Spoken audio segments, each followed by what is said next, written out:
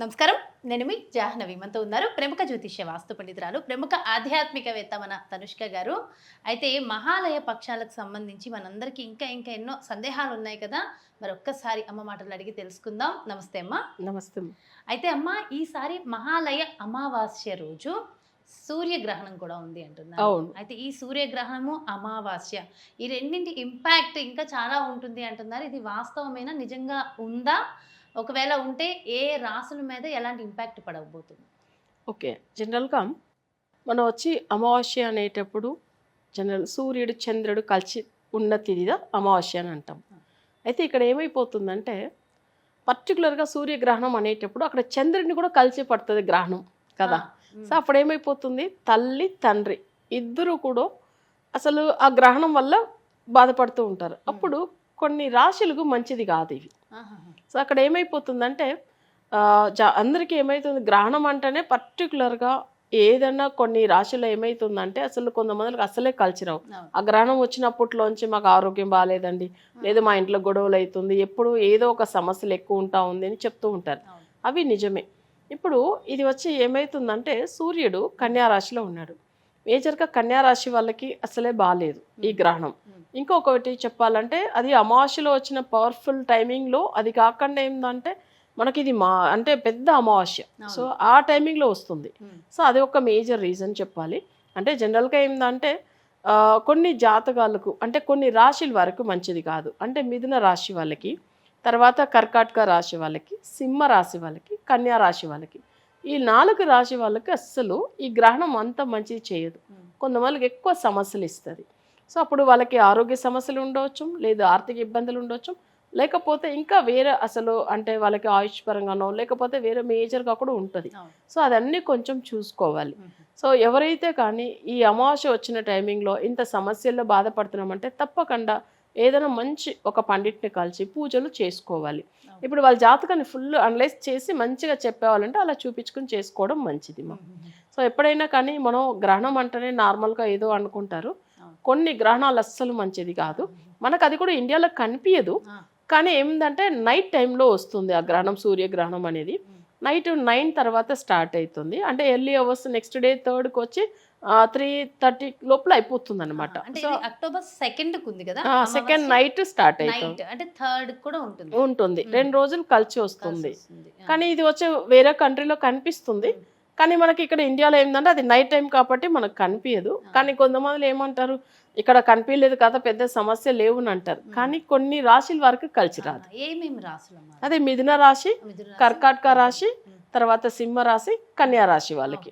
అయితే ఏదేమైనా సరే గ్రహణ శూలా ఉంటుంది, పరిహారం అవసరమో అంటాం కదా. అవును. మరి ఎలాంటి పరిహారం చేసుకోవాలంటే అంటే మన చేయించేది గ్రహణం అంటేనే చూడండి, ఒక సర్పం వచ్చిన సూర్యుడినో చంద్రుడినో పట్టేది గ్రహణం అంటాం మనం కదా. అప్పుడు ఏమవుతుందంటే పర్టికులర్గా ఈ గ్రహణం అనేటప్పుడు ఇది ఒక సర్పదోషం లాంటిది, ఒక నెగిటివ్ అది. సో అలాంటి టైమింగ్లో మనం వచ్చి మంచి పవర్ఫుల్ పూజ, గ్రహాలని వశీకరణం చేసుకునే పూజగా చేసుకోవాలి. మేము ఎప్పుడూ కానీ అమావాస్య టైమింగ్లో మామూలుగా మనం వచ్చి గ్రహాలని వశీకరణం చేయించే పూజగా చేస్తాం. సో అది ఏమవుతుందంటే వాళ్ళకి తొందరగా ఫలితం అనేది వస్తుంది.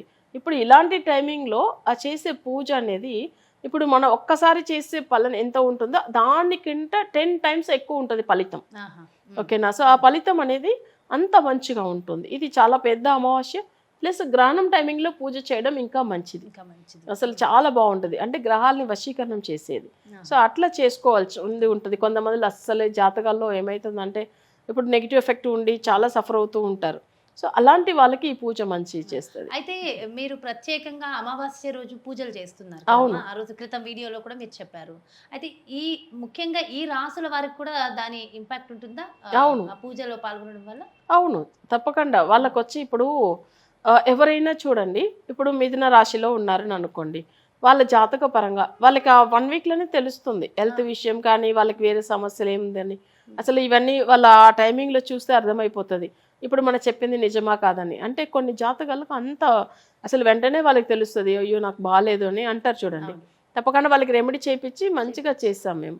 అంటే లైక్ ఎలాంటి పరిహారం చేయబోతున్నారు కొంచెం అన్నా చెప్పండి అమ్మా మా వ్యూవర్స్ కోసం. ఓకే. ఇప్పుడు మనం వచ్చి మామూలుగా ఏంటంటే పితృదేవతల గురించి చేసే పూజలు వాళ్ళ గోత్రనామాలు చెప్పి సో అవన్నీ మనం తీసుకొని వాళ్ళ పేరు మీద పూజలు చేయించేది జరుగుతుంది. అది ఎవరైనా క్లయింట్లు ఒకవేళ అప్రోచ్ అవుతారు అనుకోండి, సో వాళ్ళకి ఏంటంటే వాళ్ళ పేరు మీద వాళ్ళ కుల దేవత ప్లస్ వాళ్ళ గోత్రము ఇవన్నీ తీసుకొని ఎవరి గురించి రెమెడీ కావాలనో వాళ్ళ ఫొటోస్ తీసుకుంటాం.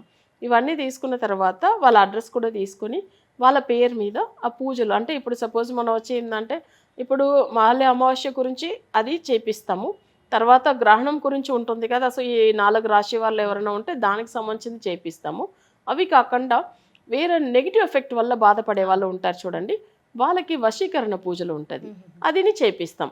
ఇది వచ్చి కొన్ని పర్సనల్ విషయాలు కాబట్టి కొన్ని చెప్పలేదు. కొన్ని వాళ్ళు కొంతమందికి ఏంటంటే డైరెక్ట్ తీసుకెళ్తాము, కొంతమంది వాళ్ళ ఇంట్లోంచి ఇట్లా వాళ్ళ ఫొటోస్ వాళ్ళ డీటెయిల్స్ ఇచ్చి చేయించుకునే వాళ్ళు ఉంటారు. కొన్ని క్లయింట్స్కి వాళ్ళ ఇంటికి అసలు వచ్చి చేయించేది కూడా ఉంటుంది. కేరళ నుంచి వస్తారు రమ్మని చెప్తే, సో మనం చేయించేది కొల్లిమలై కదా, కొల్లిమలై నుంచి కూడా వస్తారు. సో ఎట్లా కావాలని క్లయింట్ అడిగినా దాని ప్రకారం చేపిస్తాం మనం పూజలు. సో ఇట్లా 3 టైప్స్ ఉంటుంది. కానీ ఎక్కువ మందికి ఏంటంటే అక్కడ వెళ్ళలేము, లాంగ్ అయిపోతుంది, కొంచెం ఖర్చులు ఎక్కువ ఉంది అనేటప్పుడు వాళ్ళు ఆన్లైన్లోనే చేయించుకోవచ్చు. వాళ్ళకి కొన్ని పూజలు అయి కొన్ని మెటీరియల్ వాళ్ళ ఇంటికి వెళ్తుంది. సో 100% రిజల్ట్ వచ్చేస్తుంది. వాళ్ళు డైరెక్ట్ వెళ్ళినా అంతే, వాళ్ళు ఒకవేళ ఆన్లైన్లో తీసుకున్నా అంతే, వాళ్ళ ఇంటికి వచ్చి వాళ్ళు చేయిస్తారంటే సో రిజల్ట్ సేమ్ ఉంటుంది. అయితే కొంతమంది దగ్గర జాతకం ఉంటుంది, ఉండదు. వాళ్ళకి కూడా ఈ పర్టికులర్ ఈ రాశి అని లేదు, లేని వాళ్ళు సమస్యల నుంచి సొల్యూషన్ కావాలన్నా చేయించుకోవచ్చు. వాళ్ళకి ఏమంటే ప్రసనం వేసి చూస్తారు, అంటే మన తమిళ్లో ఆరుడం అంటారు, అది వేసి చూసి ప్రశ్న చక్రం అనేది వేస్తారు. సో ఇవి 2 వేసి చూసుకున్న తర్వాత వాళ్ళకి ఏమవుతుందంటే వాళ్ళకి ఏం సమస్యలు ఉంది అంటే ఏ గ్రహాల వల్ల ఇంత బాధపడుతున్నారని చూసి దానికి వాళ్ళకి రెమెడీ ఇస్తారు. మన ఈ రాశి చక్రాలు తెలియదు ప్లస్ వాళ్ళ డేట్ ఆఫ్ బర్త్ లేదు అనే వాళ్ళు కూడా బాధపడాల్సిన అవసరం లేదు. ఒకవేళ వాళ్ళ పిల్లలది ఎవరిదైనా ఉంటే ఇవ్వచ్చము, లేదు భార్యాభర్తలు ఇద్దరిలో ఎవరైనా ఒకరిది జాతక చక్రం ఉంది అంటే కూడా సరిపోతుంది. సో అలా కూడా చేయవచ్చు. సో ఆ రోజు ప్రత్యేకంగా చేస్తాము. ఎందుకంటే మనకు గ్రహణం అంటేనే చాలా మందికి ఒక భయం ఉంటుందండి. అది మేజర్ సమస్యలు. అసలు నిజంగా ఆ గ్రహణం రోజు ఆ నెగిటివ్ అనేది రిమూవ్ చేయడం అంటే ఇంకా పెద్ద పూజ, అది చాలా పవర్ఫుల్గా ఉంటుంది కదా. సో అది ఇంకా బాగా కలిసి వస్తుంది. అసలు పెద్ద సమస్యలు ఉన్న వాళ్ళు మేజర్గా అప్రోచ్ అవుతే వాళ్ళకి ఆ రిజల్ట్ వస్తుంది చూడండి. అది అసలు మమ్మల్ని ఎప్పుడు గుర్తుపెట్టుకుంటారు కదా వాళ్ళు, మర్చిపోరు. చిన్న సమస్య ఉన్నప్పుడు వాళ్ళ ఇంట్లోనే చేయించుకోవచ్చండి. కానీ అది వచ్చిన తర్వాత దాని నుంచి బయటపడతాను చూడండి, అది దేవుళ్ళు మా ఎదురుగుండానే ఉన్నారు అన్నట్టు అనిపిస్తుంది. అవును, అందుకే నేను ఏం చెప్తానంటే చిన్న సమస్యలతో బాధపడే వాళ్ళు ఇంటి దగ్గర ఉన్న గుడికి వెళ్ళో లేదా అక్కడనే ఎవరినో పంతుల దగ్గర ఒకసారి పూజలు చేయమని చెప్పి టెంపుల్ ఏమన్నా వెళ్ళి చేసుకోవచ్చము, అలా కూడా చేసుకోమని చెప్తాను. ఎక్కువ సమస్యలు ఉన్న వాళ్ళు మనం కొంచెం పవర్ఫుల్ గా చేపిస్తాం, అది దానివల్ల మనకు ఫలితం ఉంటుంది. అది చూసిన వాళ్ళకి అందరికీ తెలుస్తుంది. ఎంత చెప్తున్నానని కాదు, నా స్వయం అనుభవం నేను పొందాను కాబట్టి నిజంగా ఆ ఫీల్ అయిన వాళ్ళకి అది అర్థం అవుతుంది. అవును, డెఫినెట్ గా ఏం లేదు, అందరూ బాగుండాలి, ప్రతి ఒక్కళ్ళు ఆరోగ్యంగా ఐశ్వర్యంతో హ్యాపీగా ఉండాలనేది ఒక్క ముఖ్య ఉద్దేశం. ఎందుకంటే అది చాలా చాలా ఇంపార్టెంట్. డల్గా ఉన్న రోజులు జీవితం డల్గానే గడిచిపోతుంది. ఒక చిన్న మార్పు, ఒక చిన్న పరిహారము, ఒక చిన్న చేంజ్ మన జీవితాన్ని ఎంతో మార్చేస్తుంది నిజంగా. మరి అదైతే ఖచ్చితంగా మన అమ్మ చేతుల్లో అయితే మ్యాజిక్ ఉంటుంది. థ్యాంక్ యూ అమ్మ, థ్యాంక్ యూ సో మచ్. నమస్తే. నమస్తే అమ్మ. ఎస్, చూసారు కదండి, మరి సూర్యగ్రహణము మహాలయ అమావాస్య 2 కలిసి వచ్చింది.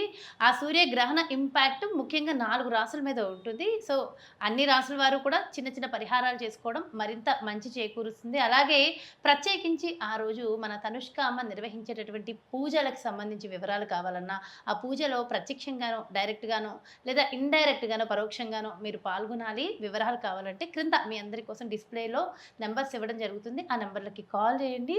మీకున్నటువంటి సకల సమస్త దోషాల నుంచి బయటపడండి. మరో ప్రత్యేకమైన కార్యక్రమంతో మళ్ళీ మీ ముందుకు వచ్చేస్తాను. నమస్కారం.